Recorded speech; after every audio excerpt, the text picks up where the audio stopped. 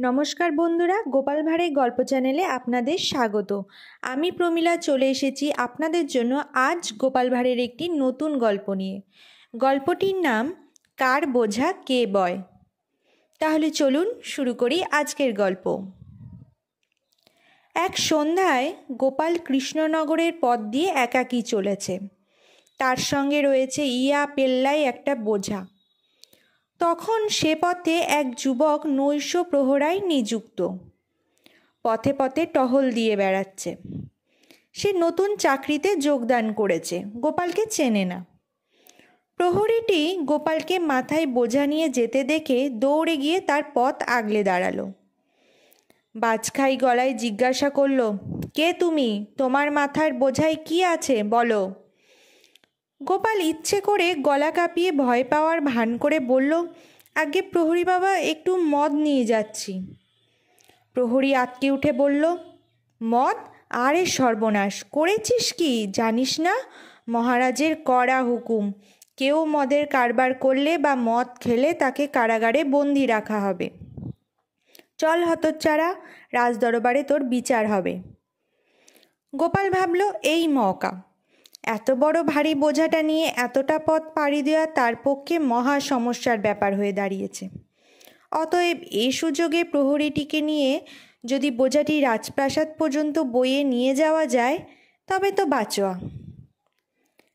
বেচারি প্রহরী উপায়ন্তর না দেখে ইয়া পেল্লাই বোঝাটি মাথায় তুলে নিয়ে রাজসভার দিকে হনহন করে হাঁটতে লাগলো।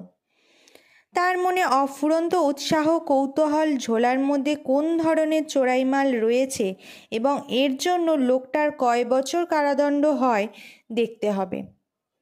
সবচেয়ে বড় কথা, চাকুরি পেতে না পেতেই এত বড় একটি চোরাইমালের বোঝা ধরে রাজামশাইয়ের সামনে হাজির করতে পারলে তিনি নির্ঘাত খুশি হয়ে তাকে প্রচুর টাকা বকশিস দেবেন।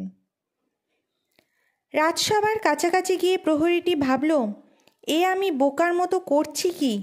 রাজসভায় একে নিয়ে গেলে রাজামশাই যে আমাকে বকশিস দেবেন নিশ্চয়তা কি? তার চেয়ে বরং লোকটিকে আড়ালে নিয়ে গিয়ে ধমক ধামক দিয়ে যদি কিছু আদায় করে নিতে পারি তবে হবে আমার মওকাটির সদ্য ব্যবহার। এরকম ভেবে প্রহরীটি মোড় ঘুরে অন্যদিকে হাঁটতে লাগলো। গোপাল লম্বালম্বি পায়ে এগিয়ে গিয়ে তার জামা টেনে ধরে বলল, আরে করছো কি? চললে কোথায়? রাজসভা তো এদিকে, তুমি যে সোজা অন্য পথে যাচ্ছ। তার মুখের কথা শেষ হবার আগেই প্রহরী বলে উঠল, কি আশ্চর্য, তুমি রাজসভা চেনো? চিনব না কেন, আমি তো আগে রাজবাড়িতেই যাব। রাজামশাইকে একটি জরুরি চিঠি দিতে চলেছি। তুমি বাপু ঘুরে এ পথে রাজপ্রাসাদে চলো। চিঠি? রাজামশাইয়ের চিঠি? কোথায় তোমার চিঠি, দেখাও তো। গোপাল পাঞ্জাবির বুক পকেট থেকে একটি ভাঁজ করা কাগজ বের করে প্রহরীর হাতে দিয়ে বলল, পেটে কালির অক্ষর থাকলে পড়ে দেখো। প্রহরী চিঠিটা হাতে নিয়েই ভড়কে গিয়ে বলল, তুমি যে রাজামশাইয়ের পরিচিত তা এতক্ষণ বলনি কেন? চালাকি করে এতটা পথ আমাকে দিয়ে বোঝা বইয়ে নিলে? ব্যথায় আমার কাঁধ টনটন করছে। কথা বলতে বলতে সে ধপ করে কাঁধ থেকে বোঝাটি পথের মাঝে ফেলে দিল। গোপাল প্রহরীটির দিকে আর চোখে তাকিয়ে মুচকি হাসল। তারপর বোঝাটি কাঁধে তুলতে তুলতে বলল, বাপু হে, তোমার কপালে আছে আমার বোঝা বওয়া, খণ্ডাবে কে? তো বন্ধুরা, এই ছিল আজকে আমাদের গোপাল ভাঁড়ের একটি মজার গল্প, কার বোঝা কে বয়।